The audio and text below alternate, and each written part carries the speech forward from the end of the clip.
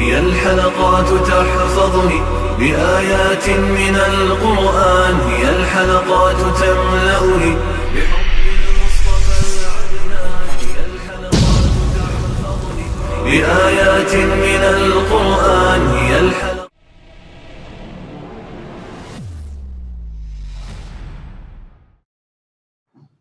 سورۃ البقرہ آیت نمبر 177۔ اعوذ باللہ من الشیطان الرجیم، بسم اللہ الرحمن الرحیم۔ لیس البر ان تولوا وجوہکم قبل المشرق والمغرب ولكن البر من آمن بالله واليوم الآخر والملائكة والكتاب والنبيين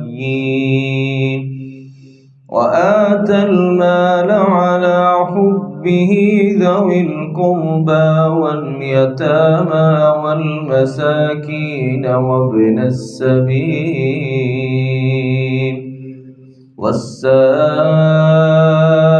والسائلين وفي الرقاب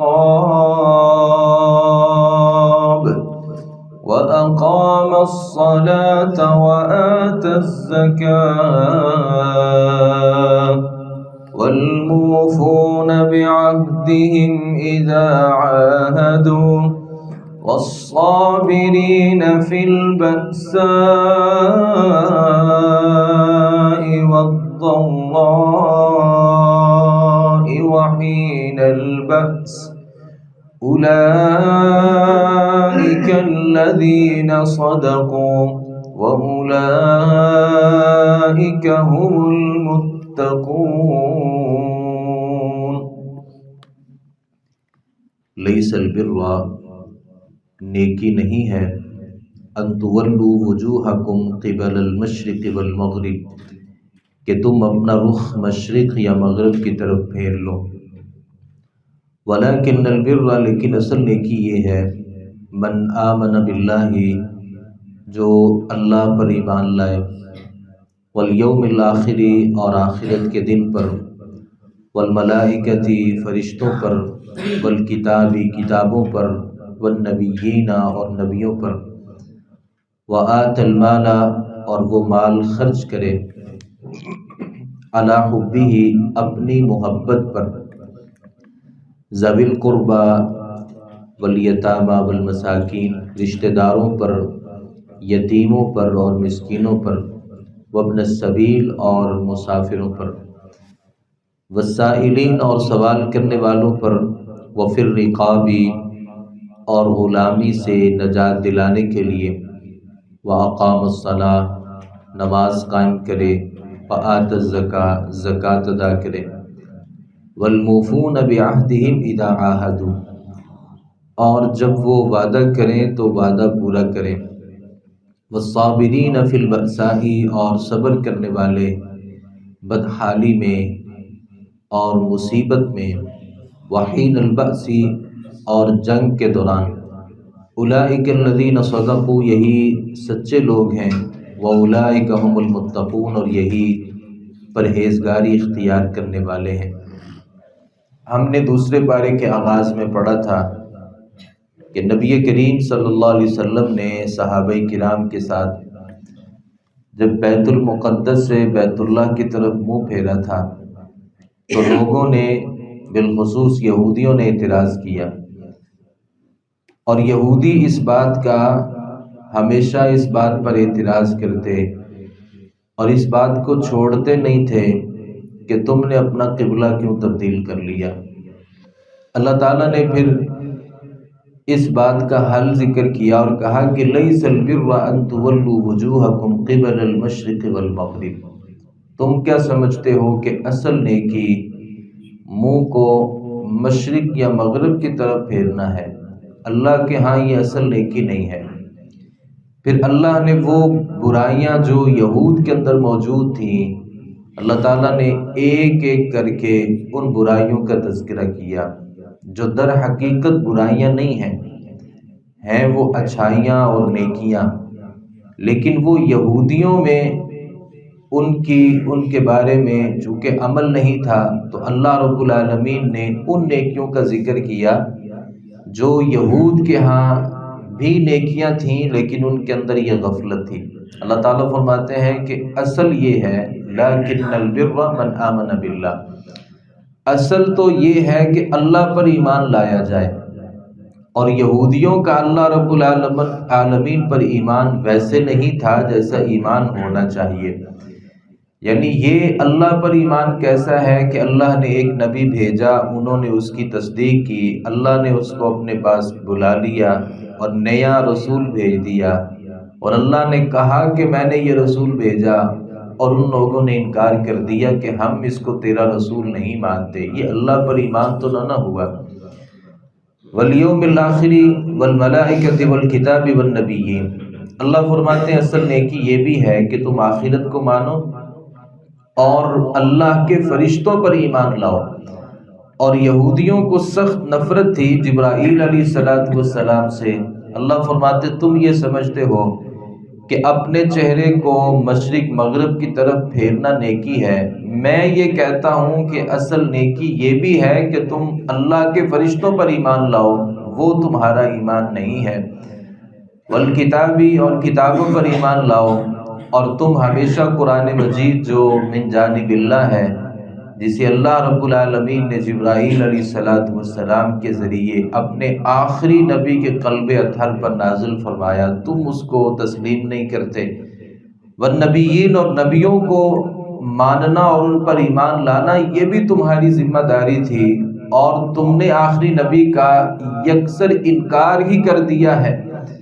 تو یہ ایمانیات ہیں۔ اللہ نے ایمانیات کا تذکرہ کیا اور کہا کہ تمہارے اندر یہ خامی ہے، تم یہ سمجھتے ہو کہ منہ کو اس طرف پھیر لو یا اس طرف کر لو۔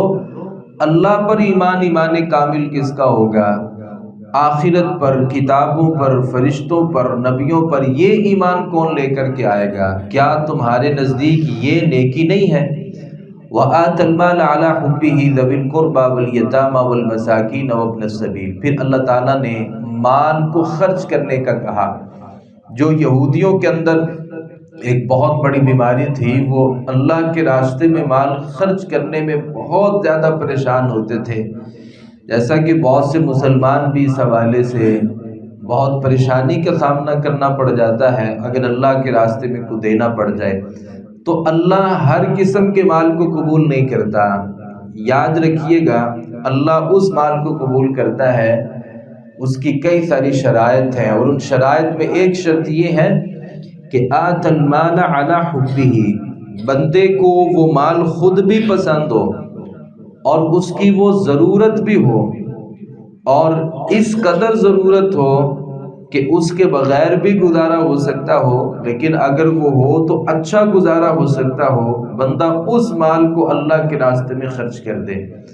ہمارے ہاں یا تو مال خرچ ہی نہیں کیا جاتا، اور اگر کیا جاتا ہے تو اس چیز کو اللہ کے راستے میں دیا جاتا ہے جس کی میرے ہاں کوئی ضرورت نہیں ہوتی، یا وہ چیز میرے ہاں پسندیدہ نہیں ہوتی، تو میں کسی اپنے بھائی کو دے دیتا ہوں اور سمجھتا ہوں کہ میں نے اس کے اوپر بہت بڑا احسان کیا۔ اللہ فرماتے مال دینا ہے علی حبہ، اپنی محبت کے باوجود، یا اس کا ایک مطلب یہ ہے اللہ کی محبت کی خاطر، یعنی اللہ کو راضی کرنا مطلوب ہے، یا اس مال کے ساتھ میری بھی محبت ہے۔ اور وہ مال دینا سب سے پہلے کس کو ہے؟ ذوی القربیٰ، اپنے قرابت داروں کو۔ بہت سے لوگوں کو ہم نے دیکھا ہے، غریب آتے ہیں دروازے پہ، ان کو دے دیتے ہیں، مسکینوں کو دے دیا جاتا ہے، مانگنے والوں کو دے دیا جاتا ہے، لیکن جو اپنے عزیز اور رشتہ دار ہوتے ہیں، جو سوال نہیں کرتے لیکن اللہ رب العالمین کی طرف سے وہ صحیح معنوں میں اس کے ضرورت مند بھی ہوتے ہیں، انہیں ہمیشہ بلکہ عام طور پہ نظر انداز کیا جاتا ہے۔ تو رشتہ داروں کو دینا، یتیموں کو دینا، یتیم کون ہوتا ہے؟ نبی کریم صلی اللہ علیہ وسلم نے فرمایا کہ بلوغت سے پہلے جس کا والد فوت ہو جائے، اور بلوغت کے بعد کوئی یتیمی نہیں ہوتی۔ بعض لوگ یہ سمجھتے ہیں کہ جس کا بھی والد نہ ہو وہ یتیم ہوتا ہے۔ اگر بلوغت کو انسان پہنچ چکا ہے پھر اس کا والد فوت ہو جائے تو وہ آدمی کوئی یتیم نہیں ہے، یتیمی بلوغت سے پہلے ہے۔ اگر جس کا بھی والد فوت ہو جائے پھر تو دنیا میں آدھے سے زیادہ لوگ ایسے ہی ہوں جن کو ہم یتیم کہہ سکتے ہیں، اور یتیموں کے ساتھ ایک الگ حسن سلوک ہے جس کا دین اسلام تقاضا کرتا ہے۔ مسکین وہ ہوتا ہے جس کی آمدن بھی ہوتی ہے اور اس کے اخراجات بھی ہوتے ہیں، لیکن اس کی جو ضروریات ہیں وہ آمدن سے زیادہ ہوتی ہیں، یہ آدمی مسکین ہوتا ہے۔ اس کے اوپر بھی خرچ کرنا، اور مسافر کے اوپر خرچ کرنا، اور اسی طریقے سے سوال کرنے والوں کے اوپر خرچ کرنا، اور پھر رقاب گردن چڑھانے میں، غلامی سے نجات دلانے کے لیے۔ دو اس کے مطلب ہو سکتے ہیں۔ اس زمانے میں چونکہ غلامی کا ایک سسٹم موجود تھا، کوئی آدمی کسی غلام کو خریدے اور اسے آزاد کر دے، یا اس زمانے میں چونکہ غلام سسٹم نہیں ہے، کوئی آدمی جیل میں پڑا ہے اور آپ کو لگتا ہے کہ 100% ایسا ہے کہ اس آدمی کا کوئی گناہ نہیں تھا، اور اسے بغیر کسی گناہ کی پاداش میں جیل میں بھیج دیا گیا۔ آپ اس کا مقدمہ لڑتے ہیں، اس کے اوپر پیسے لگاتے ہیں، اور پھر اس کو بازیاب کروا دیتے ہیں، اور جس کے بارے میں لکھا جا چکا تھا کہ اس کو پھانسی کی سزا ہے یا یہ تا حیات جیل کے اندر رہے گا، تو آپ اسے نجات دلا دیتے ہیں۔ اس کے اوپر خرچ کرنا بھی اللہ کے راستے میں خرچ کرنا ہے۔ آگے اللہ تعالیٰ فرماتے ہیں صرف یہی نیکیاں نہیں ہیں بلکہ اقام الصلاۃ، نماز کو قائم کرنا بھی نیکی ہے، اور زکوٰۃ کو ادا کرنا بھی نیکی ہے۔ یہاں ایک چھوٹی سی بات سمجھنے کی ضرورت ہے۔ اللہ نے اسی آیت میں 2 دفعہ خرچ کرنے کا تذکرہ کیا۔ ایک پہلے تذکرہ کیا آت المال علی حبہ ذوی القربى والیتامى والمساکین وابن السبیل، یہ وہ مال ہے جو ہم اضافی طور پہ اللہ کے راستے میں دیتے ہیں۔ ایک زکوٰۃ ہوتی ہے، بعض لوگوں نے سمجھا کہ صرف زکوٰۃ اللہ کے راستے میں دے دیں گے تو کام چل جائے گا۔ اللہ کے راستے میں زکوٰۃ بھی دینی ہے اور اضافی مال بھی اللہ کے راستے میں خرچ کرنا ہے۔ اللہ نے اس آیت مبارکہ میں دونوں چیزوں کا تذکرہ کیا ہے، لہذا کوئی آدمی اگر صرف اور صرف اپنے مال سے زکوٰۃ ہی ادا کرتا ہے اور اضافی مال اللہ کے راستے میں نہیں دیتا تو اس آیت مبارکہ کی روح سے وہ نیکی کو تو نہیں پہنچا۔ نیکی یہ ہے کہ ہر 2 کاموں میں انسان اپنا مال خرچ کرے، والموفون بعہدہم اذا عاہدوا، اور جب بھی اہل ایمان جو ہوتے ہیں، جو نیکی کرنے والے ہوتے ہیں، وہ وعدے کو پورا کرتے ہیں۔ جب بھی وہ کسی سے وعدہ کرتے ہیں پھر اس وعدے کو پورا کرتے ہیں۔ اللہ نے وعدے کے ساتھ ہی صبر کا تذکرہ کیا، کیونکہ وعدہ جو ہوتا ہے نا، وعدے کو وفا کرنا، اس کا اور صبر کا آپس میں بڑا گہرا تعلق ہوتا ہے۔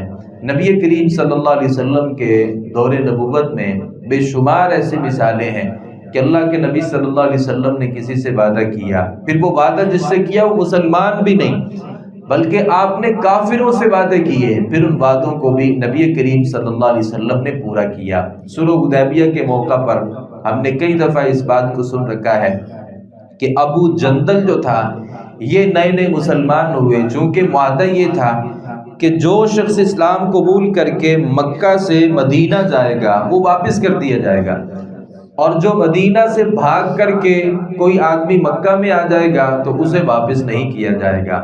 اب یہ وعدہ ہو چکا ہے اور یہ شرط تھی، مسلمانوں کے لیے یہ بڑی عجیب شرط تھی کہ ہمارا بندہ ان کے پاس چلا جائے وہ واپس نہیں ہوگا، ان کا ہمارے پاس آ جائے وہ واپس ہوگا۔